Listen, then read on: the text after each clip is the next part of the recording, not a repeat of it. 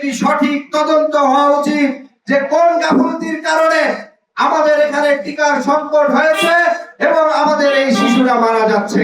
ঢাকার মানুষের জনসংখ্যার অনুপাতে স্বাস্থ্য সেবা নিশ্চিত করতে হলে স্বাস্থ্য সেবাকে ঘিরে যে দুর্নীতি চক্র, যে সিন্ডিকেট চক্র, যে প্রভাবশালী বলয় আছে, সেই বলয় ভেঙে দিতে হবে।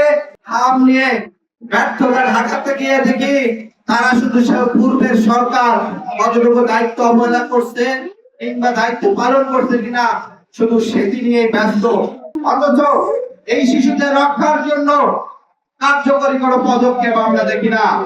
আমরা বলবো পূর্বের সরকারের স্বাস্থ্য মন্ত্রণালয়ের কর্মকর্তা উপদেষ্টা থেকে শুরু করে বর্তমান সরকারের স্বাস্থ্য মন্ত্রণালয়ের কর্মকর্তা এবং স্বাস্থ্যমন্ত্রীদের সকলের বিষয় একটি সঠিক তদন্ত হওয়া উচিত যে কোন গাফিলতির কারণে আমাদের এখানে টিকার সংকট হয়েছে এবং আমাদের এই শিশুরা মারা যাচ্ছে।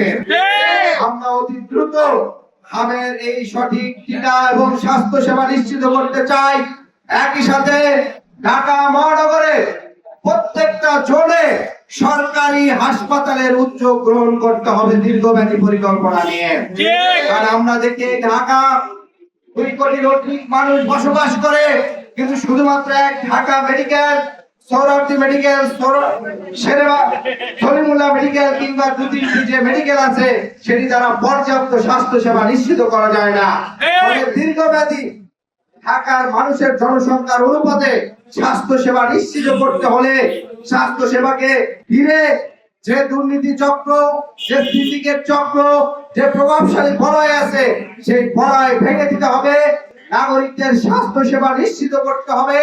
আগামী দিনের বাংলাদেশে প্রত্যেকটি নাগরিকের নাগরিক সেবা, নাগরিক অধিকার প্রতিষ্ঠিত করতে হবে।